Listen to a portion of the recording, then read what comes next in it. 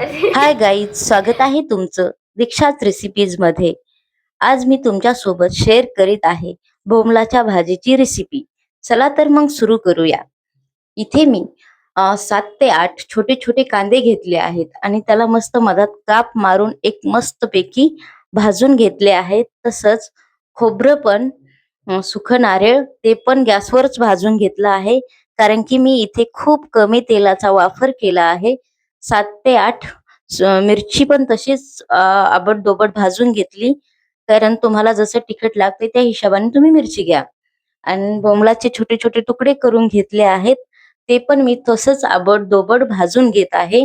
आणि हो, लगेच हे भाजले की आपण पाण्यात टाकायचं याला, कारण की याला रेती असलेली ती मस्त निघून पडते. स्वच्छ पाण्यात मस्त धुवून घ्यायचं त्यांना. आणि हे मी इथे एक मीडियम साईजचा फोडणीला कांदा घातला आहे. हे भाजलेलं वाटण आपण वाटून घेऊया. तर तोपर्यंत आपला कांदा पण भाजला. आणि इथे मी 1 चमचा बेसन पीठ घेतलं आहे. हे बेसन पीठ मस्त आपल्याला तेलामध्ये तळून घ्यायचं आहे, त्याचं कच्चेपणा जाऊस्तर. आणि ते मस्त तळलं की इथे मी 1 चमचा धनिया पावडर, 1 चमचा मिरची पावडर, 1 चमचा हळद आणि 1 चमचा गरम मसाला. आणि ते मिरची पावडर तिखट नाहीये, कारण की ते कलर येण्यासाठी मी ती मिरची वापरली आहे. तर तुम्ही हे पण तिखट टाकता तर खूप तिखट होईल. तर याला पण मस्त पैकी आपल्याला भाजून घ्यायचं आहे 2 ते 3 मिनिटं. आणि हे मग आपण वाटण बनवलेलं कांदा खोबरं ते टाकून द्यायचं. हे पण मस्त तेल सुटेपर्यंत याला पण भाजून घ्यायचं, कारण की भाजीची चव भाजण्यातच असते. जितकं आपण वाटण मस्त भाजतो, तेल सुटेपर्यंत भाजतो, तेव्हाच आपल्या भाजीला चव उतरते. तर मेन ट्रिक म्हणलं तर भाजीचं वाटण भाजण्यातच असतं. तर हे मस्त पैकी तळून घ्यायचं वाटण तेल सुटेपर्यंत.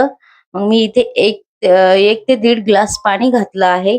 त्याला पण मस्त पाण्याला 10 मिनिटं मस्त कढू दिलं तेल वर सुटेपर्यंत. आणि मग त्यामध्ये आपण हे भाजलेले बोंबील टाकून दिले.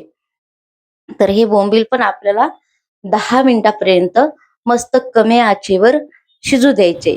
एकदम वरी तेल सुटेपर्यंत शिजू द्यायचे, तर मस्त त्याची चव उतरते भाजीत. तर ही भाजी माझी खूपच खूपच चवदार बनली होती.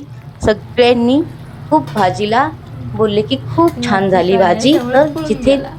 2 भाकरी खातात तिथे 3 3.5 भाकरी खाल्ल्या, 4 भाकरी खाल्ल्या. तर खूप चवदार भाजी झाली होती माझी.